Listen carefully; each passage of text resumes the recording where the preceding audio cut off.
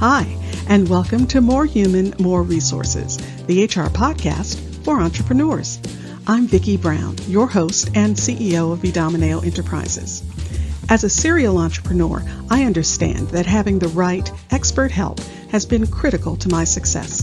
That's why I'm dedicated to telling you, in plain language, what's going on in the world of HR that might impact your business and what you need to do about it, with real actionable tips to help you master that list of must-dos and grow your leadership muscle. First things first, the information contained in this podcast is provided for general purposes only and is not to be considered legal advice. Your decision to adopt or not adopt any practice or procedure mentioned in this podcast is solely yours, and we bear no responsibility for the outcome. We urge you to always consult legal counsel and other appropriate licensed professionals. And with that, let's get into the show.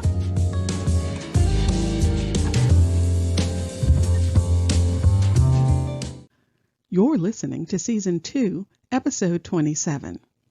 So, comp time, makeup time, I often hear these used interchangeably, but in fact they are two very different things with very different rules and managed by very different parts of the California Labor Code. Both apply to dealing with California overtime. You remember our old friend overtime. If an employee works more than 8 hours in a day or 40 hours in a week, they must be paid overtime at time and a half for any additional hours. Well, it turns out there are two situations where overtime pay might not apply. One is compensatory or comp time, and the other is makeup time. And again, they are very different. Comp time is a provision of Labor Code 204.3, and yes, I'm going to be that specific.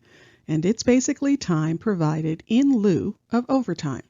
So, Vicki works 3 hours of overtime on Wednesday, but instead of paying her 3 hours of overtime, you give her 3 hours of comp time instead. Sounds simple, right? One for the other. And hey, you don't have to pay all that money for the extra time.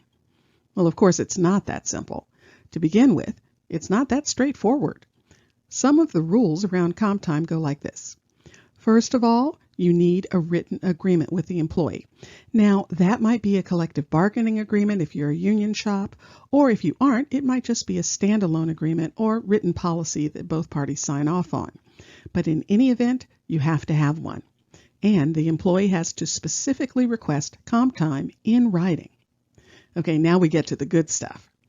As I said, it's time provided in lieu of overtime, so you have to provide comp time at the same rate as you would pay overtime.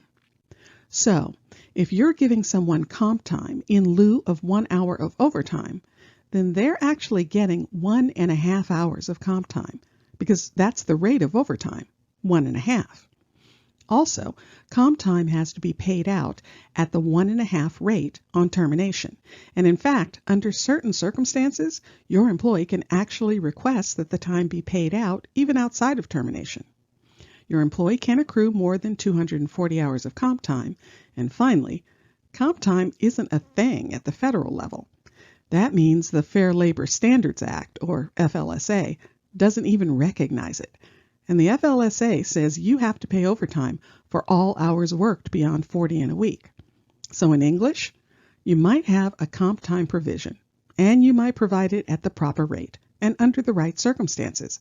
And the FLSA can still ding you for not paying overtime for more than 40 hours worked in a week. I know. Now, on to makeup time. I consider it by far the more friendly of the two options. Again, it has its own labor code, 513, and again, it's a California provision. And like comp time, you need a written policy or agreement.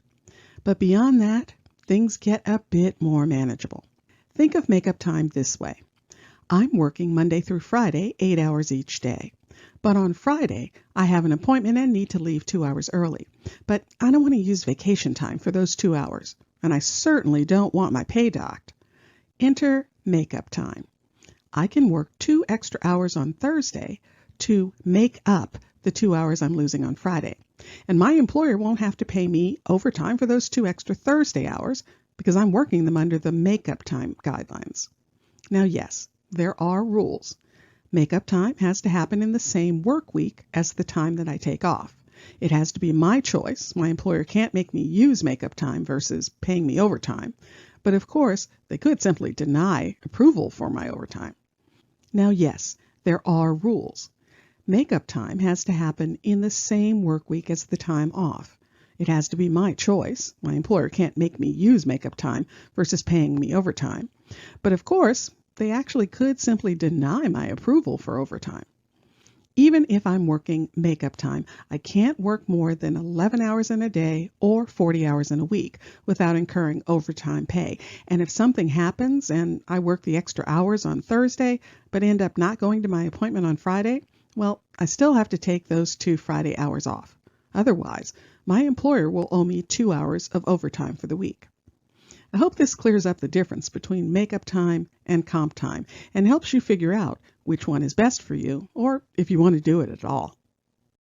If you found this information helpful, please leave a review and tell a friend. Thanks for spending the time. Until next week, same time, same place.